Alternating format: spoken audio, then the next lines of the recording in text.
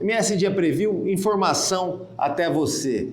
Em 2016, ele foi um fenômeno eleitoral, sendo o mais bem votado entre os vereadores eleitos naquela ocasião. Depois fez um mandato de excelência, com princípios, com valores e dando um exemplo de como se portar na política. Mais que isso, hoje ele é lembrado como uma pessoa que pode voltar na próxima legislatura. Depende, claro, da convenção e de seguir na pré-candidatura. A minha conversa com o amigo André Salineiro, que se fosse você, eu ficava no vídeo.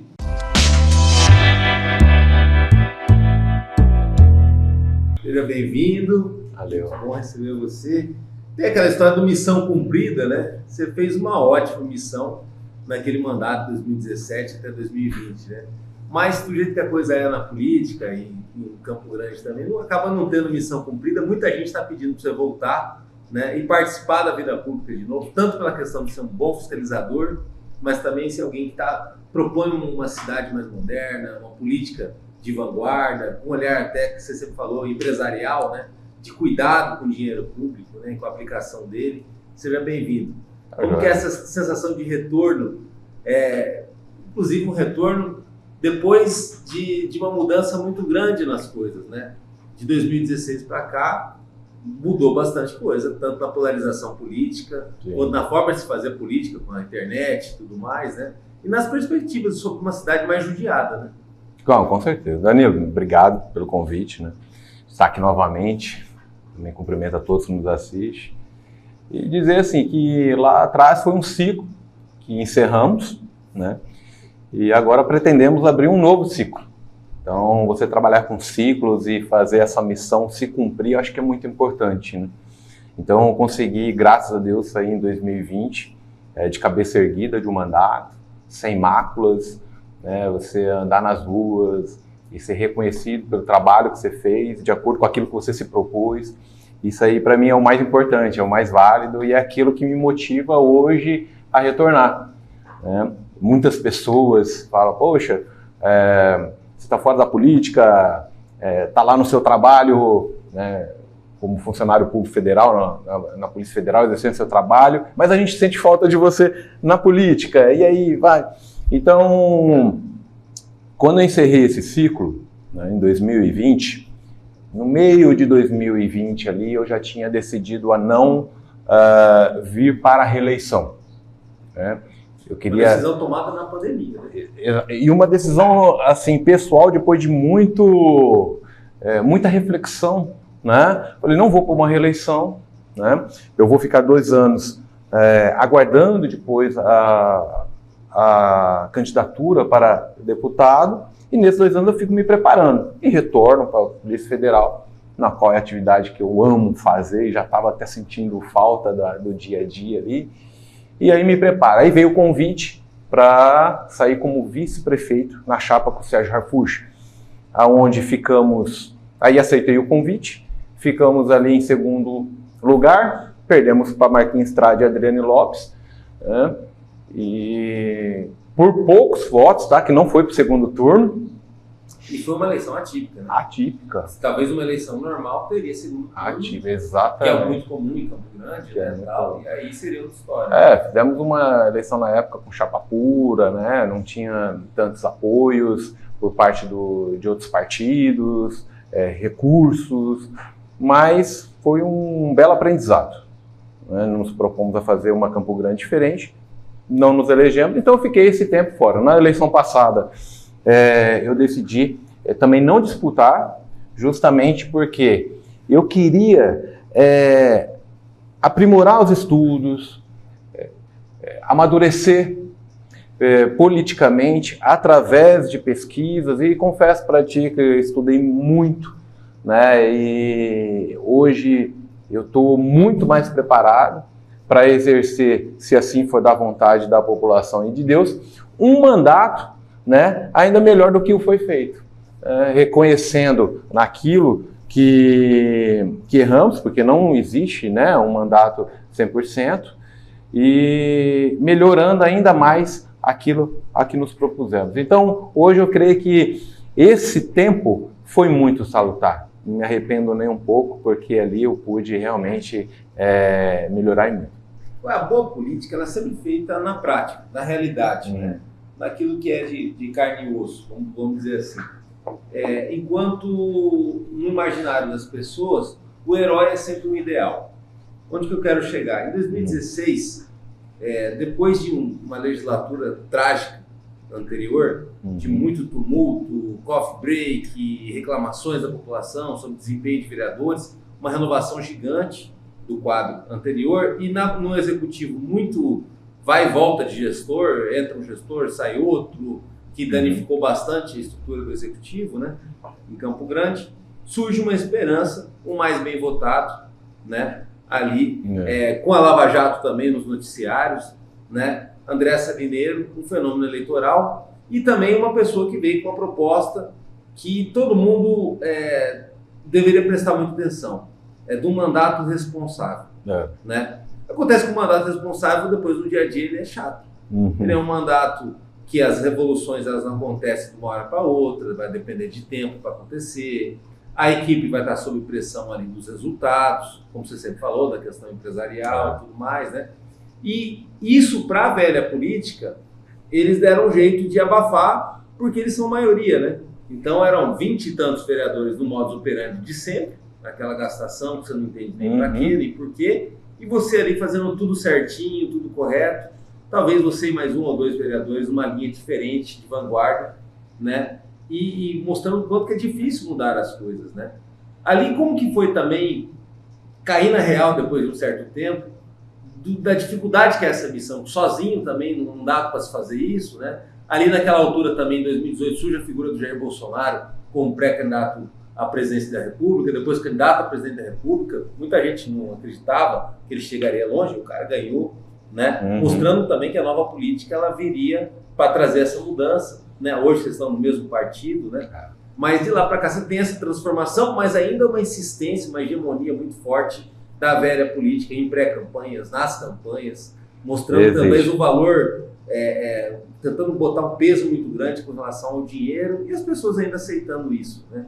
Ainda aceitando que se crie marcas e situações em anos eleitorais, algo que depois é muito caro para o bolso da gente. Né? Demais. E engraçado porque hoje essas atitudes dos velhos políticos baseados em entraves e dificultando ali quem quer fazer um trabalho diferente, hoje me motiva. Já desanimou, hoje me motiva. Né? Esse fato de ter sido o vereador mais bem votado em 2016, para mim, foi uma surpresa à época, né? Porque nós ficamos ali longe ainda dos demais. Então, para mim foi uma surpresa e aumentou a responsabilidade de fazer um trabalho realmente exemplar, né? E isso foi bom, porque eu cobrava também muito da equipe mesmo, porque a gente tinha que entregar um resultado realmente satisfatório à população. E no meio do processo, confesso que veio desânimos. Eu lembro muito bem de uma vez que, cara, um projeto maravilhoso na área da segurança pública. Estudei pra caramba esse projeto para poder colocar em prática, colocar em votação. Passou na CCJ e foi. E ali no plenário, poxa, o projeto não passou. E vereadores, né, que se diziam ali do bem, a favor da população, né, que nas redes sociais paga de bom moço, votando contra. Então, ou às vezes por pedido, por parte da majoritária, da prefeitura, né, vai saber o porquê, mas de uma forma que não foi leal, porque realmente não tinha o porquê o projeto não passar. Mas enfim, eu estou citando esse caso porque foi uma das vezes que eu desanimei bastante. Para mostrar que a parte técnica talvez ela fique em segundo plano muitas vezes, né? Não, isso exato. É muito pro Brasil. E você não consegue às vezes colocar. E aí eu pensava assim, cara, será que aquele ditado realmente popular tem razão? Mandurinha só não faz verão, etc. Tal. Mas eu fiquei uns dias assim, mas logo também, Danilo, me veio, e eu tenho o costume de fazer atividade física, e ouvindo pregação, ouvindo a palavra de Deus e tal, e Deus mandou ali uma mensagem 2 dias depois, que eu estava bem assim, desanimado, e fala, né, que em Gálatas 6:9, diz que não nos cansemos de fazer o bem, pois depois colheremos, se não desanimarmos, né? Então veja, não nos cansemos de fazer o bem, resiliência, persistência, né? Mas tem uma condicional, o fruto vai vir, iremos colher, mas se não desanimarmos. Então, o desânimo é normal, hoje eu aprendi isso, sabe? Na verdade lá atrás, né, que o desânimo é normal, às vezes você não vai conseguir implantar aquilo que você quer, mas se você realmente insistir, tiver aquela resiliência, um dia você vai colher esse fruto. Então, para mim hoje, as adversidades que eu sei que irei encontrar pela frente, elas vão vir, mas hoje elas servem de combustível. Pô, hoje eu quero mais mesmo ter adversidade, sabe? Mas uma coisa que é muito legal na tua história na política é que as pessoas confiam em você. Onde que eu quero chegar?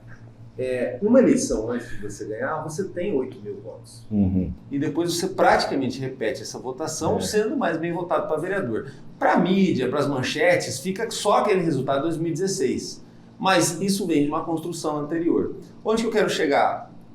Depois, saindo do mandato, é que dá para conhecer a verdadeira popularidade e o verdadeiro respeito das pessoas. E você viveu isso de uma forma muito tranquila, nas ruas, conversando com as pessoas, tendo um livre acesso, podendo andar de cabeça erguida, podendo discutir o que conseguiu fazer e o que não conseguiu. Né? Isso tem um valor muito grande que não é muito comum na política, infelizmente. Né? O político, às vezes, ele até se escolhe. Tem político que vai embora de Campo Grande por conta das circunstâncias do mandato, ou que não pode ficar sem mandato ou sem um cargo, porque senão todo mundo engole ele. Eu falo assim... Você teve o livro lançado, você teve todas as circunstâncias, você viveu essa questão da vida pública com uma tranquilidade, uma serenidade muito comum. Né? Um dos meus objetivos maiores dentro da política é poder chegar lá na frente, quando eu estiver já aposentando dessa vida pública, e poder olhar para trás e ver que talvez não consegui mudar as coisas, mas pelo menos eu tentei. E que deixei ali para as minhas filhas um orgulho para delas falarem, poxa, meu pai foi um cara que tentou, né? E tentou fazer o bem da forma certa. Isso é o mais importante. Então eu não tive até hoje, graças a Deus, um eleitor que chegou nos meus olhos e falou, cara, você me decepcionou num voto seu. Porque eu falo assim, existem 4 pilares que sustentam um político nas suas ações. Não estou falando que sustentam a parte espiritual, porque isso é só Deus mesmo que sustenta. Mas nas ações é o que eu chamo de VIP, né? Ele precisa ter votos coerentes, ele precisa ter independência, ele precisa ter produtividade e idoneidade. Né? Então, por exemplo, votos coerentes... Uma coisa dessa que faltar já desaba. Exatamente. Então, por exemplo, votos coerentes. Como que o eleitor, os 9 mil eleitores que votaram em mim na eleição para vereador passado, iriam olhar para mim e falar, cara, por exemplo, aquele projeto, vamos pegar, da criação da taxa do lixo, né? Em que apenas 3 vereadores dos 24 votaram contra, e eu fui um dos contra, porque eu defendo a desoneração tributária, menos imposto à população. Enorme para explicar, né, o que era aquele projeto, né? Então, como que eu vou encarar alguém e falar que eu fui a favor da criação da taxa do lixo, irmão? Então, isso, eu falo, independente, e quando vem a independência, que é outro pilar também, é justamente isso, você nunca ter rabo preso com pessoas ou partido. Sabe por quê? Você é independente, né? Você tem que ter a dependência de acordo com a coerência do teu eleitor que te colocou lá. Nem sempre você vai agradar todo mundo, mas a maioria vai pensar dessa forma. E o meu eleitorado, eu tenho muito orgulho de falar que é campograndense, né? A minha base é Campo Grande. Nessa eleição que eu fui, na minha primeira, que eu fiquei como suplente de deputado estadual, nunca tinha aparecido no cenário político, e já deu um resultado muito bom, os votos foram concentrados em Campo Grande. Aí depois, na que eu não me elegi, também fiquei como suplente, dos 19 mil votos lá, e poucos tiveram, poxa, praticamente 18 mil votos foram em Campo Grande. Então, foi um dos mais votados da minha coligação, que na época era uma coligação da morte, né, que era o PSDB com vários partidos e tal. Eu fui o mais votado aí em Campo Grande. Então, assim, eu tenho muito orgulho de falar isso, né, que é uma cidade em que é difícil, não são todos políticos que possuem a base da capital, né? A maioria, por exemplo, você pega deputados, a base desses deputados são do interior, né? Eles vêm de alguma cidade do interior, alguma região que acaba elegendo e ele representando essa região, que é justamente importante, mas nós temos poucos que se dizem ser da capital, né, de Campo Grande. Agora, Salineiro, o Brasil ele vence a solução dos problemas dele pelo cansaço. Nada acontece por acaso, a gente está aí numa época em que o Rio Grande do Sul está numa baita de uma tragédia, e aí tem as explicações para a tragédia. Aqui em Campo Grande a gente tem as nossas tragédias também, né? Bolsões de miséria, obras que não terminam, uma prefeitura que na parte de finanças tem problemas, né? Está sufocada há muito tempo já, você já alertava isso lá atrás, sem capacidade de investimento, sem capacidade de honrar às vezes compromisso de reajuste de servidor, você sempre também defendeu muito os servidores, e a gente fica naquele dilema do gigante ter acordado lá em 2013, 2014 para enfrentar a corrupção, mas no fundo o brasileiro nem sabe o que é corrupção, né? Porque a corrupção ela está em tanta coisa, ela está na maldade, ela está na falta de caráter, mas ela também está na ineficiência, né? Ela também está nas escolhas erradas que às vezes os gestores fazem ou os políticos de fiscalização não fazem, né? E é muito complexo você lidar com a corrupção e combater ela. Você sempre lidou contra isso, tanto pela função de policial federal, mas também na política, na bandeira que você escolheu, falando uma das suas principais bandeiras.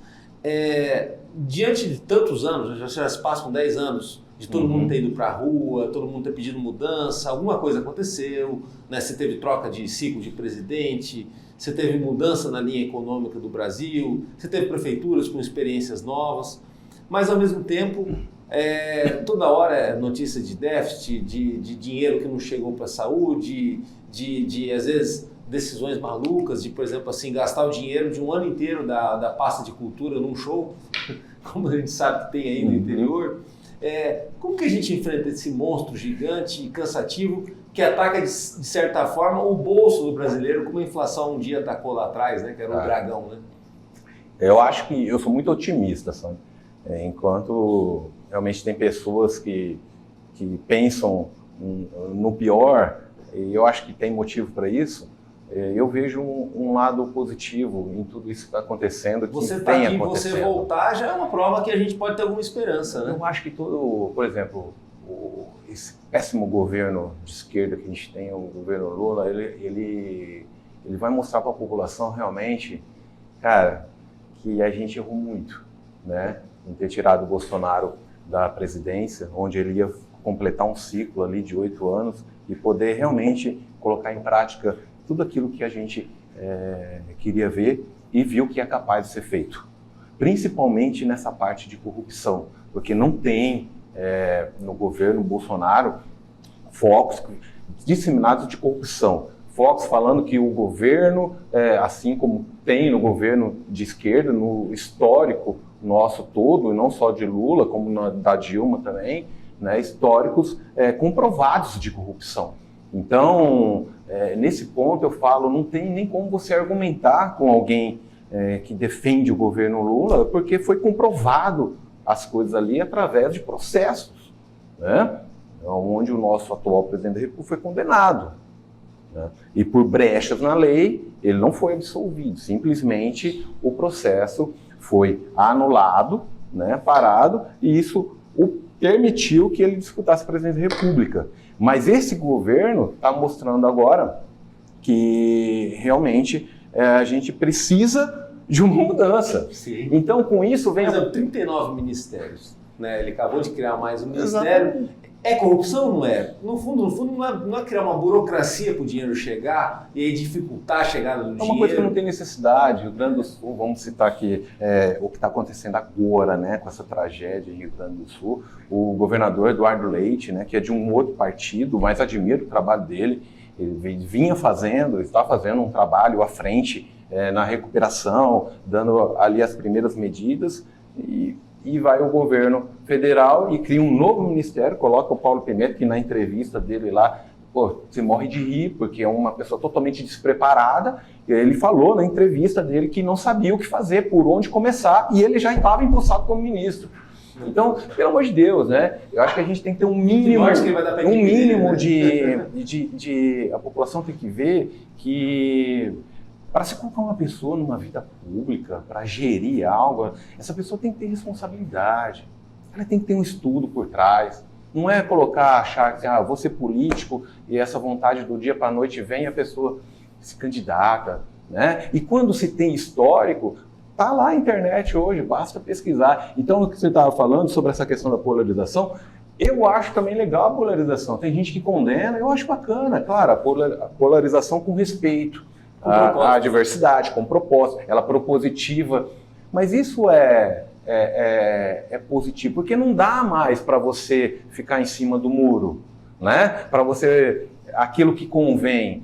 Ou você defende o que a esquerda propõe, que é indefensável, mas com os argumentos, ou você está ali na direita e defendendo princípios e valores que você acredita, né? Não tem mais como você ser aquele meio termo, né? Agora você tem que ser inteligente o suficiente para saber quando você faz uma atitude errada, ou quando, às vezes, um pensamento teu não é o certo e você reconhecer. Isso se chama evolução, né? E, irmão, na minha vida eu já evolui muito.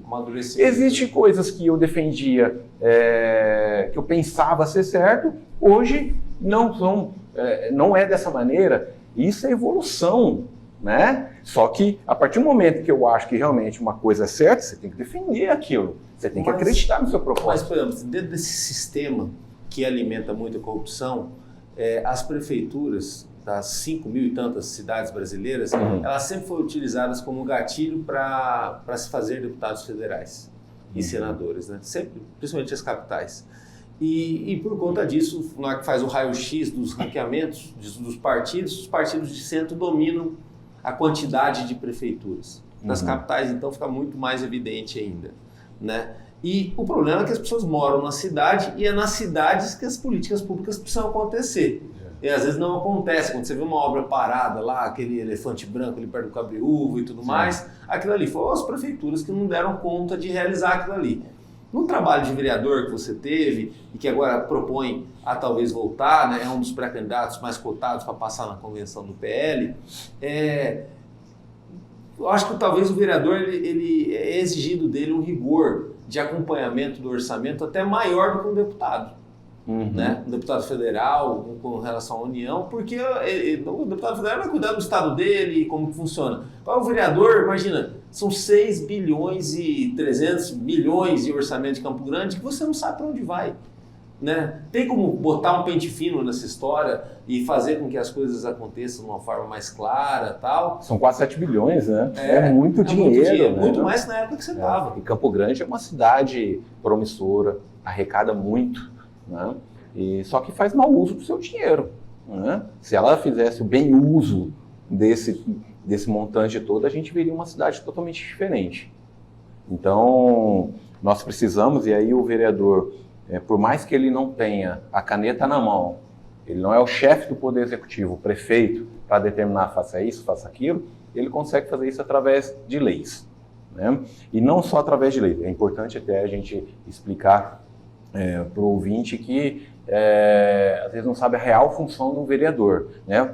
O vereador tem 3 funções básicas, que é legislar, então ele consegue através de projetos de leis ali, fazer normativas para se tornar aquele anseio da população realidade e fazer com que o poder público cumpra. Então isso é a lei, é legislar. A outra função dele é fiscalizar, e aí que entra uma função que muitas vezes é deixada de lado por parte de vereadores, de certos vereadores, né? Ele rifa isso. Ele rifa, não, isso não é minha função. É função sim, né? Fiscalizar contratos públicos, por exemplo, de licitação na área da saúde, na área de educação. Então, é função do vereador. E quando ele detecta algo, ele apresenta a população, apresenta os seus pares e tenta consertar esses problemas. E a outra função é justamente ele contribuir para que os anseios da população se tornem realidade. Às vezes nem através de um projeto de lei, mas através de indicações que ele acaba fazendo à Prefeitura de Campo Grande.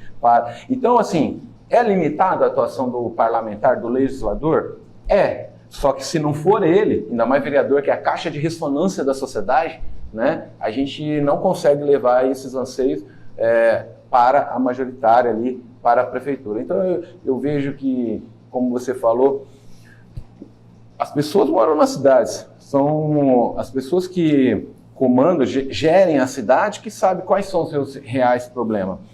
O que nós não podemos é ter, por exemplo, uma Câmara xoxa. Né? Nós não podemos ter uma Câmara, como a gente observa, que está atualmente, sem discussões de projetos importantíssimos para a cidade. Mas né? acho que está em transformação. Sem ver esse orçamento anual que é gasto, aonde está sendo gasto, as discussões. E quando eu falo discussão, não é discussão de xingamento, não, é discussão propositiva. Técnica, né? Técnicas. Então, eu creio que iremos ter uma renovação muito grande dentro da Câmara, talvez até maior do que aquela que ocorreu em 2016, né? Talvez aconteça isso. E isso é salutar. Temos bons nomes na Câmara que de repente irão ficar, né? Mas a gente precisa dar um upgrade, tem que dar uma mexida naquele doce ali, tem que fazer com que realmente... não tem como você jogar num time só dentro de uma Câmara, você está entendendo? Entendi. Então, tem outra coisa, tem que ter uma função aquilo ali. Quando você percebe que perdeu a função, perdeu a mão, né? Dá mais 4 anos é muito tempo. É complicado. E Danilo, eu vejo assim, a questão de... Eu sou contra essa de ficar assim, a oposição, ou você é base, ou você é oposição. Não, você tem que ter posição.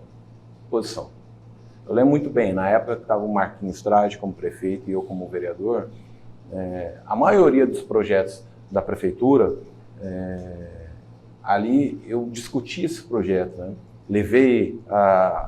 Tive a palavra, apresentei para a população quais seriam os problemas, na tentativa de convencer os meus pares de que aquele projeto não era salutar para a cidade. Mas nos projetos que eram realmente bons, eu fui o primeiro ali, eu era o primeiro a subir ali na tribuna e elogiar, né, tanto o prefeito quanto o projeto. Então isso é você ter posição, não é oposição por oposição. Né? Então nunca fui da base do prefeito e também nunca fui oposição. Eu simplesmente tenho a minha independência para votar a favor daquilo que eu acho que é certo ou errado. Eu acho que assim tem que ser. E dá celeridade, né, para o desenvolvimento, né? Porque dá a impressão que Campo Grande travou, parou no tempo aí, 10 anos, e agora como ela está maior, fica mais difícil retomar as coisas. Muito obrigado, parabéns aí pela conduta, Obrigado, pela forma de lidar com as coisas e por ser um exemplo, né? Eu acho que assim, quem tiver alguma dúvida de como tocar um mandato, como lidar com um mandato, com o orçamento de um mandato ali, acho que o teu mandato ali de 2017 a 2020 é um exemplo muito claro, né? E principalmente do quanto uma estrutura ela pode fazer uma diferença, mesmo sendo uma estrutura pequena. Vale lembrar que você não foi da mesa diretora, você não foi dos mais privilegiados ali, não entrou no métier, e mesmo assim com o que tinha fez o melhor possível e tem... Não à toa esse reconhecimento enorme da população, legal. Até para um recomeço, ou até se não decidisse recomeçar, seria alguém sempre lembrado. Não, legal, eu agradeço demais a participação, eu quero deixar também o pessoal, aqueles que tiverem dúvidas, quiserem me mandar algo e tal, deixar a rede social, que é @AndréSalineiro, e ali, esses dias inclusive eu recebia um pedido de resposta de uma pessoa que mandou perguntando dicas sobre a candidatura, que ele queria também se candidatar a vereador. Pô, passei as dicas, você tá entendendo? Eu acho que mais aqui a gente tem que ter nomes, quanto mais nomes tiver ali, pessoas de bem intencionadas, né? Então, enfim, se eu puder colaborar de qualquer forma, tá aí o canal @AndréSalineiro. E uma coisa eu posso falar, porque pude acompanhar como repórter, como jornalista, o teu mandato, ele valorizou uma questão que na política a gente está carente, que é a resolutividade.